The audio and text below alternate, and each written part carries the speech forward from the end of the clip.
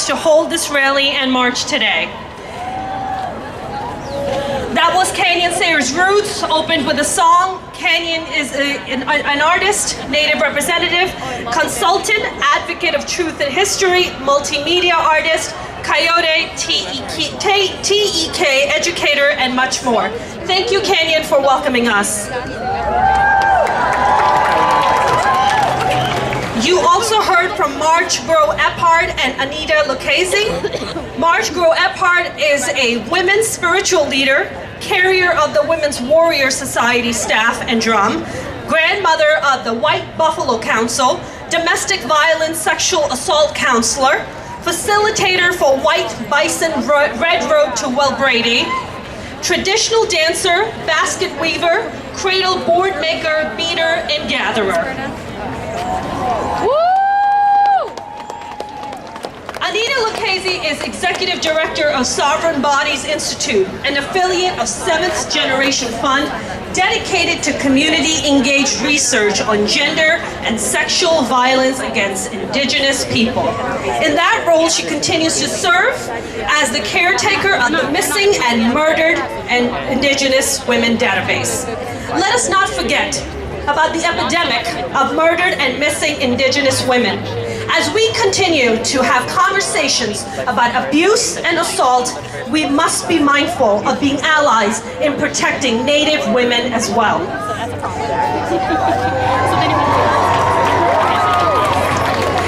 Thank you to Aurora Mamea for sharing a chant for unity and solidarity. Aurora is an enrolled member of the Blackfeet tribe of Montana.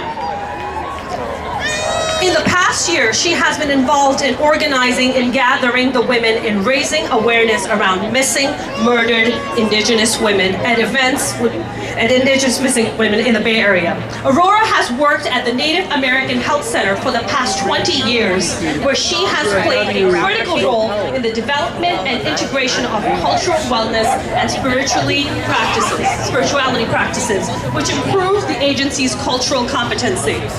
And thank you to all of the Indigenous contingent members who joined on stage and will be among the leaders of our march today. As we rally and march today, please remember that we are guests on their land and are grateful to stand in solidarity together.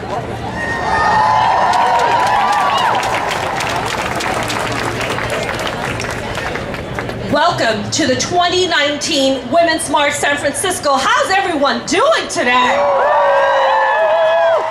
Yes! I am super excited to be in front of you all today. My name is Shaikh. I'm a stand-up comedian and also your MC. I feel so lucky to have the opportunity to be here with you amazing people. A little bit about myself. I am a Muslim immigrant, originally from Pakistan, who's proud to stand here and call herself an American and a feminist. I'll admit, being a Muslim immigrant can be kind of rough sometimes, especially when I'm at the airport. I've been stopped quite a few times by the TSA because you know the whole 9/11 thing. Yeah, one time they stopped me and said, ma'am, there's a ticking sound coming from your waist. I was like, don't worry about it, that's just my biological clock. It's just ticking away. My mother reminds me of it every single day. I know there's a whole new trend now with white dudes growing their beards out. We call them hipsters. They have their own countries, Portland, Seattle, and of course the Mission. Yeah.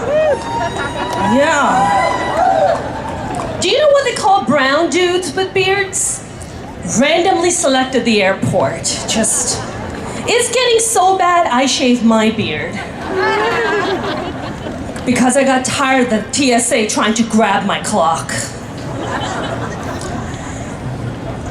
I know my coming to America story is unlike any other. I have 4 older brothers 2 of them were given expired vaccination for polio, and they ended up with polio because of it. This was the 70s. Thank you to Shriners Hospital in Lexington, Kentucky. They were able to offer free medical care to my brothers. Yeah. It's beautiful. Now, this may come as a surprise to you, but I grew up in a little bit of a difficult home environment. My parents sent me to America to live with my brothers when I was 15 years old. And at 17, I decided to be a performer. That didn't really go down so well with my family. They said, you either go to school or be sent back to Pakistan and be married off. Now, I understood something profound about America. She was and still is the land of the free. At 18, I left home in pursuit of my journey of becoming a performer. And guys, I am happy to announce I have made it. I am here with you all at the Women's March in San Francisco. This is amazing. It took me years of blood, sweat, and tears to become a citizen of this country.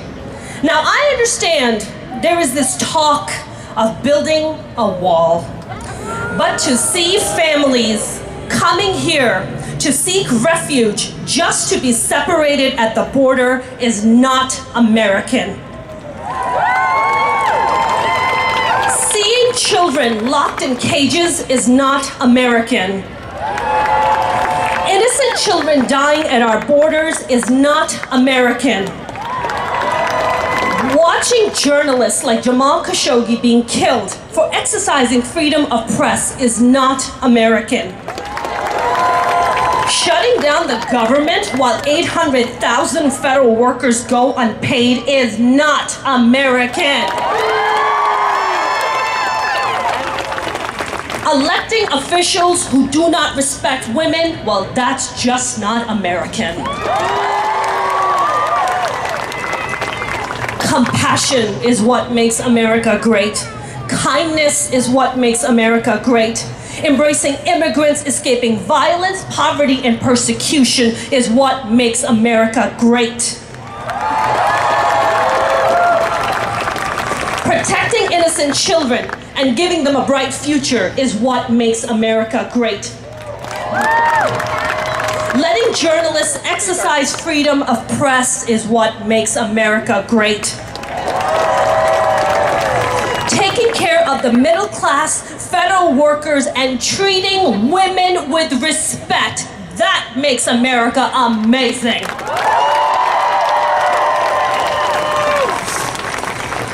Now, ladies, and the amazing gentlemen supporting us here today, I'm not sure if you know this, but the 19th Amendment, which gave women the right to vote, was less than 100 years ago. Okay, we are already kicking some major ass, ladies. I want you to check out these incredible stats about women in America.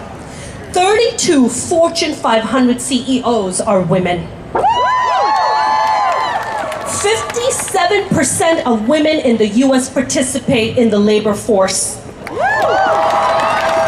Record number of women have won office in 2018. 117 to be exact.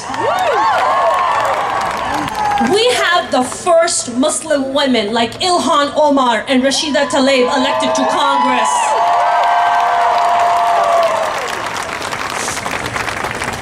The youngest person elected to Congress happens to be a woman, Alexandria Ocasio-Cortez. This is the kind of leadership we need in office to bring further equality to women, immigrants, LGBTQIA, people with disabilities, and protecting women's reproductive rights because these female elected officials know a thing or two about being a woman.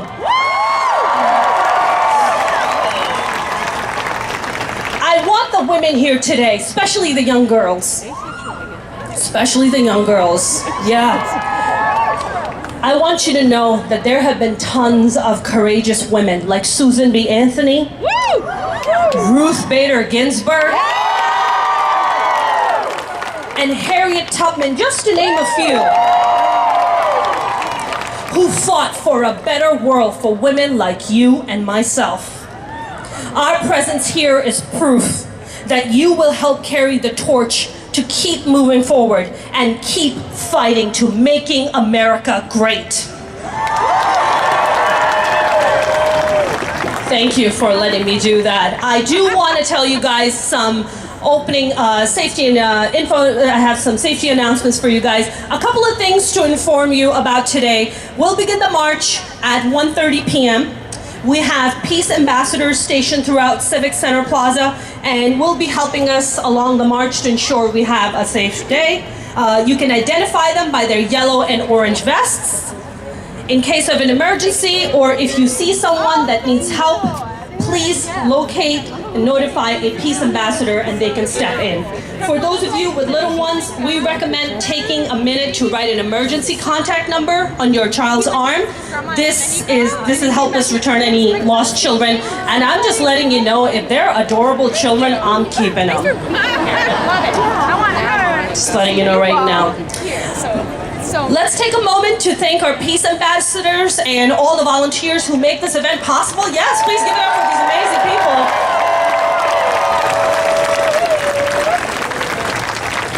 There are a lot of us here today. There are compost, recycling, and trash bins located all around. Please be sure to dispose of your trash. Let's make sure we leave this plaza cleaner than it was when we arrived, all right? Let's do that. Guys, putting on an event like this, it isn't free, okay? There are members of our team roaming around with buckets collecting donations. The porta potties, yeah, every time you want to pee, that's $5,000, you guys. Yeah, that's how that is, okay? Stage sound, the fact that you can hear me and we're gonna bring up this incredible speakers up here, that costs money. Insurance, emergency, medical ambulances, and all of it costs money. So please, open your hearts, open your pockets. Please text number 4 WMSF to 44321. That's number 4 WMSF to 44321 to make a contribution. We'd be so grateful for whatever you can give. That would mean a lot. And we apparently have a missing passport here. Somebody dropped Edgar Rafael Lavado Valera. He's cute and he could be my husband. I don't know. So if you would come and get your passport and your wife, we can talk, Edgar. We can make it happen. Are you guys ready to get the program started? Yeah? All right. On behalf of Women's March San Francisco, thank you to all for being here today, and thank you to all our wonderful, generous co-hosts, Planned Parenthood California. Yeah. PPR NorCal has helped make today possible. We are so grateful to their team for being such great partners. I'd like to welcome CEO of Planned Parenthood of Northern California, Gilda Gonzales. She provides the executive leadership for one of the largest Planned Parenthood affiliates in the country. PP NorCal delivers care to 88,000 patients at 19 health centers, as well as education and advocacy programs throughout 20 Northern California counties. Some of Ms. Gonzalez's accomplishments include Alameda County Women's Hall of Fame inductee, SF Business Times Influential Women Forever Influential designation, and St. Mary's College of California's 40 Most Influential Women Graduates. Please give it up for the amazing Gilda Gonzales.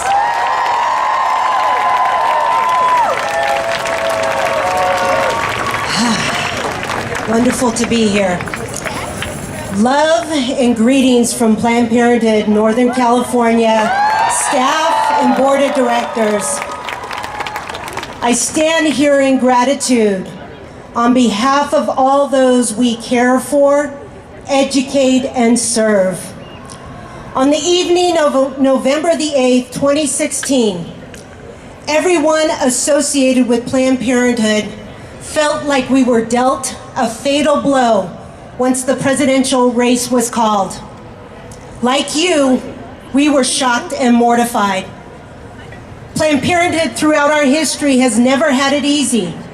But at that moment, we knew we were in the fight of all fights. The president and his cronies had made it very clear that we were one of their first targets to mess with. But soon after the election, calls for a Women's March began to appear. And in the midst of our post-election darkness, the Women's March began to shine like a beacon of hope and strength. By January 2017, the marches were real and the magic was in the air.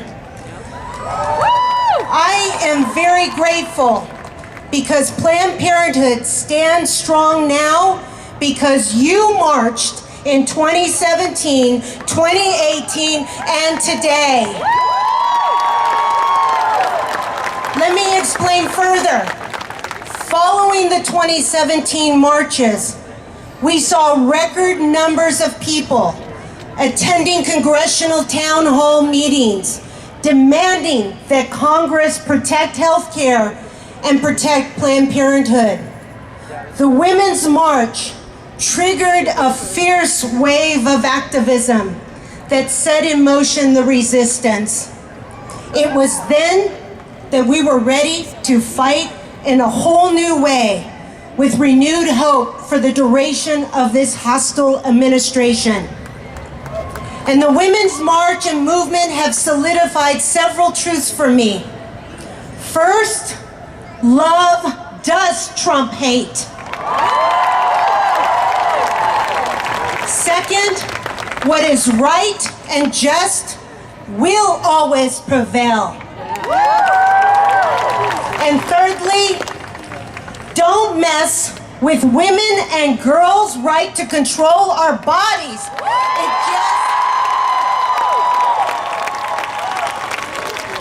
It just pisses us off.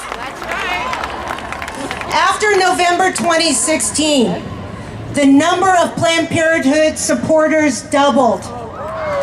This flood of love required us to re-examine ourselves. We needed to own why people felt so strongly about defending us. And I've concluded that it's because Planned Parenthood stands and has always fought for sexual and reproductive freedom and justice for all.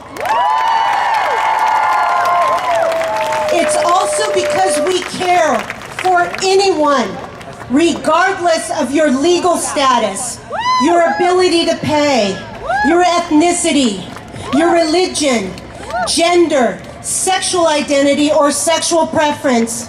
Planned Parenthood is here for everyone. We are even here for those who oppose us.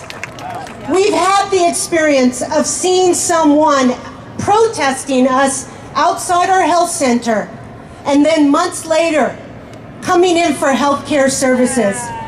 And I'm proud to tell you that we don't judge them. Instead, we care for them like anyone else. That is why I believe you and millions of others across this country believe in us and continue to fight back with us. This movement breathed new life into us, and attempts to fully defund us failed. So I say again, because of you, we are stronger today. So much so that this year, we will begin to build a bigger and bolder San Francisco Planned Parenthood Health Center, allowing us to double the number of patients we serve. We are also getting ready if Roe is reversed. We affirm our pledge to never stop performing abortions, period.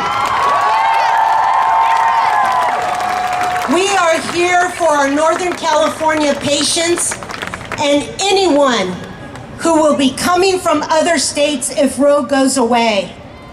It's important for you to know that California Planned Parenthood leaders are clear in our commitment to ensure that abortion remains safe and legal in this state.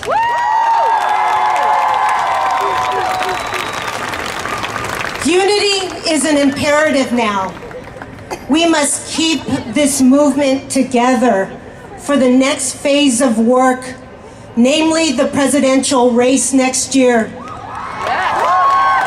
Together, we are fierce and unstoppable. Just look at the amazing November midterm results. We must win and set in motion a path to an America that we are proud of and can finally believe in.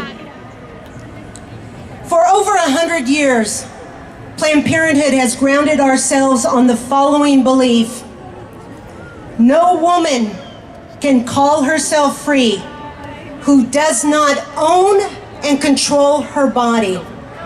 No woman can call herself free until she can choose consciously whether she will or will not be a mother. We are clear in our purpose, and because you march, vote, and continue to speak truth to power, Planned Parenthood will remain strong for you and future generations to come. Thank you.